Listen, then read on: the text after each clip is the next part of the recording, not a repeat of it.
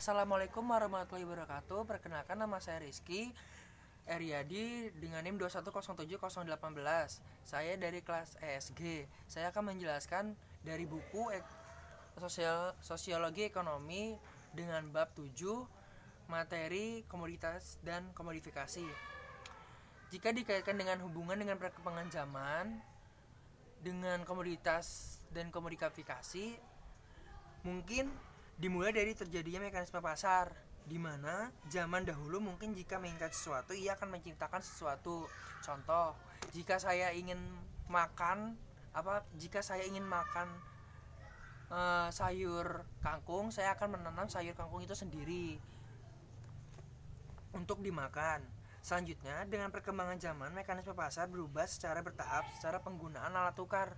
Ini maksud di sini adalah contohnya seperti uang. Mungkin dulu pertukaran barang barter, terus ada uang giral sama uang kartal, terus ada yang namanya ATM, terus ada lagi sekarang namanya e-commerce, terus kayak dompet gitu kan. Selanjutnya, komoditas itu sendiri seseorang atau kelompok yang dapat menciptakan barang atau jasa dan dapat dirasakan oleh masyarakat. Itu bisa produk dari barang atau jasa itu tersebut dan memiliki kemanfaat untuk memenuhi kebutuhan masyarakat tersebut.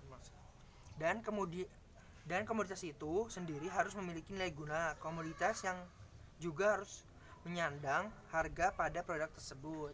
Jadi produk komoditas tersebut harus mempunyai standar harga yang harus diperkenalkan kepada konsumen tersebut.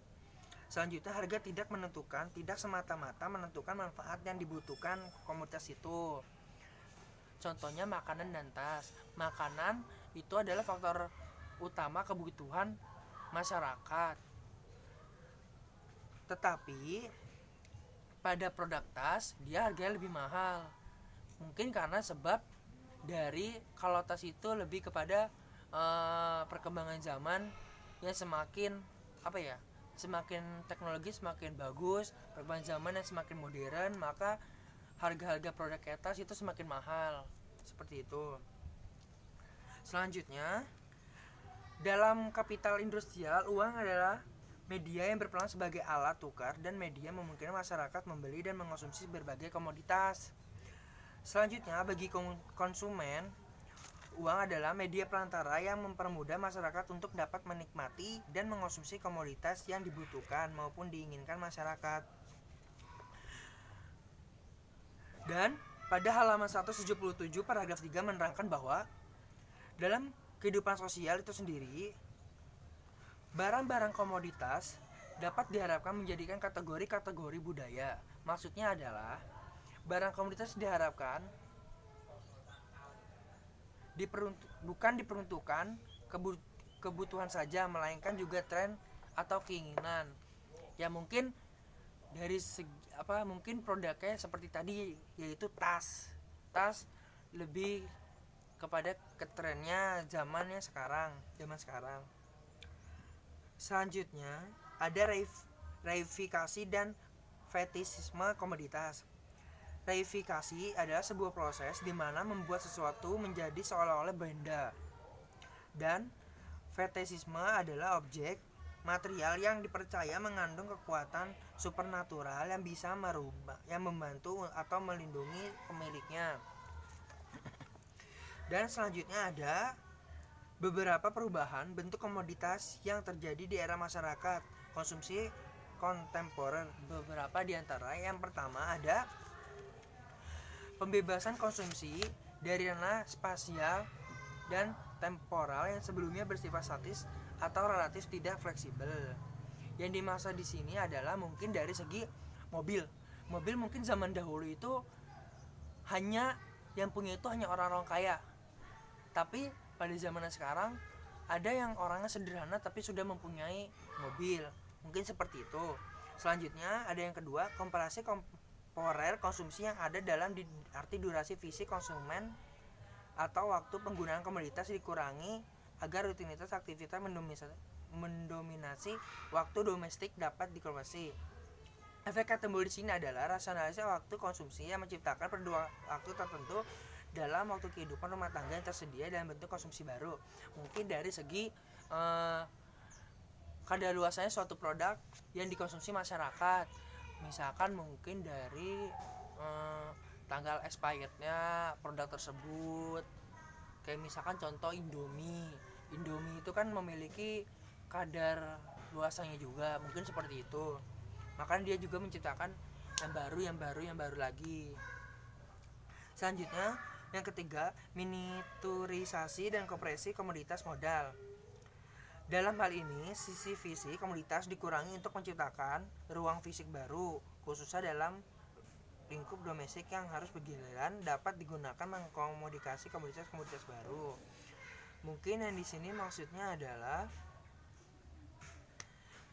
dia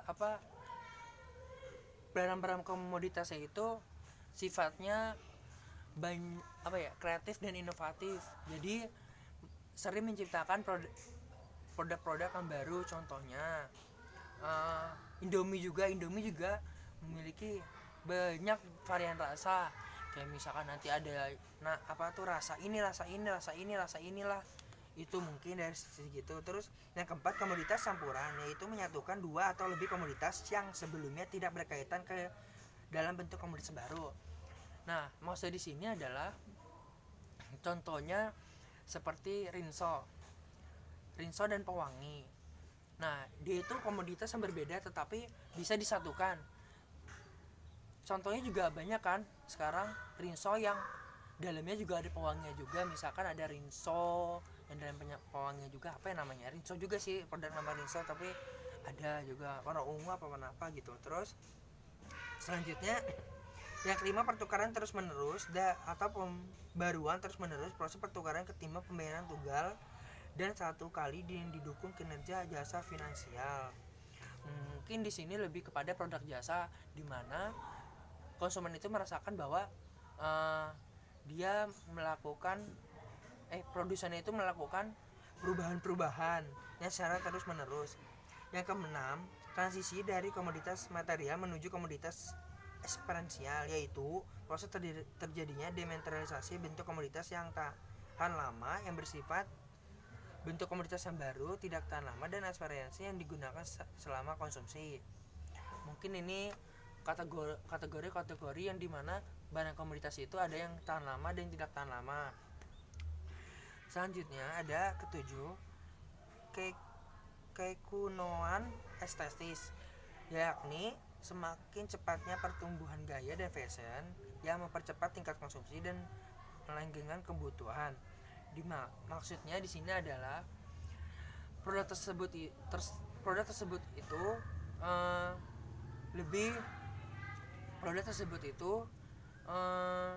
lebih pada mengikuti zaman, di mana zamannya sekarang semakin modern, semakin canggih, semakin mengarah ke postmodern. Kayak misalkan contoh lagi, sekarang ada banyak barang yang branded dari kayak Hermes atau apalah itu ya, saya kurang tahu juga tentang fashion yang semakin modern. Dan selanjutnya ada dampak berlawanan cara pertumbuhan produksi, yaitu dari pertumbuhan melalui ekspansi dan pertumbuhan melalui intensifikasi. Dari sisi produksi, pertumbuhan yang melalui ekspansi, masifikasi produk, peningkatan volume, nilai surplus mutlak, perluasan ranah sirkulasi, tersentralisasi organisasi ekonomi.